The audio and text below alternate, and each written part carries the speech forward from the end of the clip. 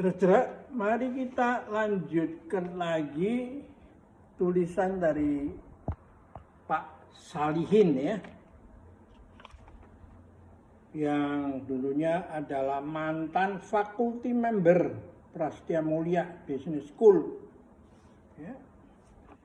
Dia menulis begini, semua orang yang mendapat pendidikan budaya Tionghoa hampir tidak ada yang tidak pernah mendengar atau membaca kedua kisah ini.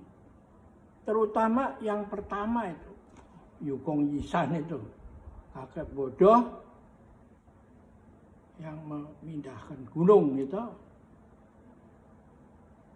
Kakek bodoh adalah teladan bagi kita dalam menyelesaikan pekerjaan sampai berhasil mencapai tujuan.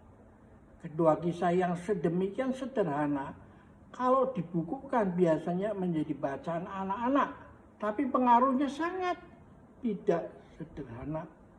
Tak ada kakek bodoh, tekad ala kakek bodoh ini telah mendarah daging dalam kebudayaan Tionghoa.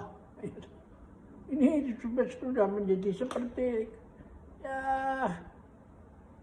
menjadi kiblat lah kalau ada semua mendorong orang untuk semangat, jangan patah semangat gitu.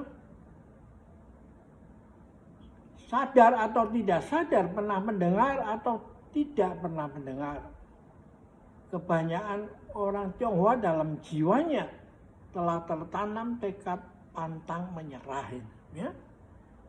Ya lihat aja sekarang RRC itu Tiongkok itu ya begitulah, gempur sama saingannya Amerika ya seolah tidak ada menyerahnya, malah terus dengan inovasi baru dalam teknologi ya. Budaya ini yang menyebabkan etnis Tionghoa dapat hidup di mana saja dan dalam keadaan apapun. Hancur, berusaha lagi, bangkit lagi, ya kembali. Hancur lagi, berusaha lagi dengan pengalaman yang lebih banyak dan bangkit lagi itu. Demikian seterusnya. Bayangkan dengan tujuan masuk ke Amerika Serikat dan Eropa, orang Tionghoa dari Tiongkok bersedia dikirim dalam kontainer tertutup dan menempuh perjalanan hampir sebulan dengan makan, minum, tidur, buang air di tempat. Beberapa di antaranya bahkan mati dalam perjalanan. Sulit dibayangkan dengan akal sehat itu. Budaya dan sekali lagi budaya sulit dihapuskan dalam pola pikir seorang manusia, ya kan?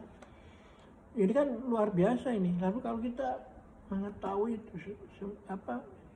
itu rahasia mengapa 1949 merdeka langsung melesat itu, ya. Orang lain nggak pernah mikir kok bagaimana bisa naga yang bangun itu lalu menari begini.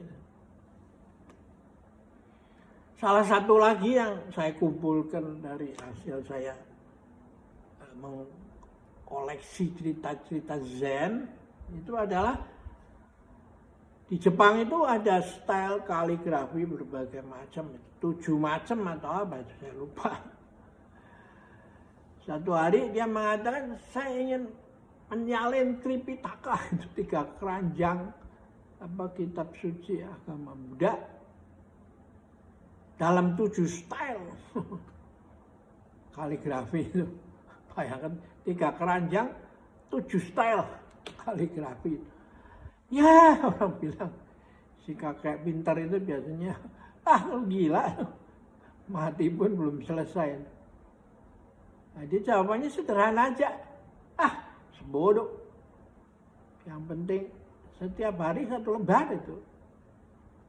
Nah ini kekuatan pemikiran dari Lao Tzu itu. Setiap hari 1 lembar itu, 1 langkah.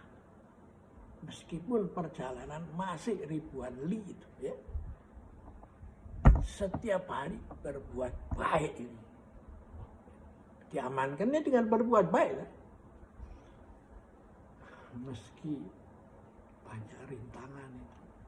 Jadi dalam keadaan tidak menentu, bisa dipengaruhi oleh konsep neraka atau surga, bisa dipengaruhi oleh konsep pemikiran nirwana, atau menjadi seperti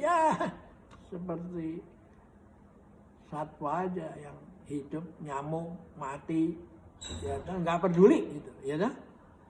Jadi inilah menurut saya sih harus dijadikan satu mindset. Kalau sulit untuk sekolah kepemimpinan yang nasional didirikan dengan atribut nasional, ya dimulai dulu pada sekolah-sekolah yang didirikan oleh orang Tionghoa. Ya, ini saya hanya menghimbau aja.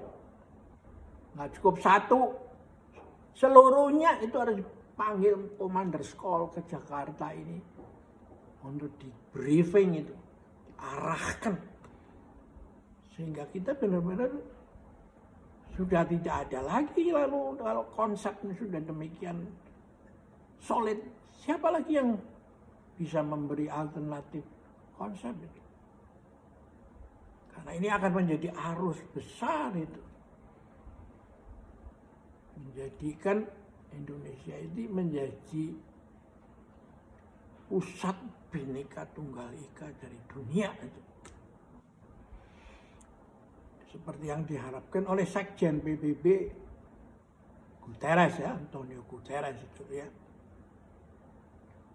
Indonesia ini sudah mempunyai rumah ibadah yang sifatnya internasional itu, Borobudur, Masjid Istiqlal, katedral, Sampokong, ya, Borobudur, Prambanan, ya mau apa lagi? Ya sudah, tidak usah lagi pikir toleransi, ya sudah tidak ada lain kecuali kita mengisi dunia dengan Bhinneka Tunggal Ika. Ya. Oke, sampai di sini kita akhirin dulu. Sampai ketemu lagi.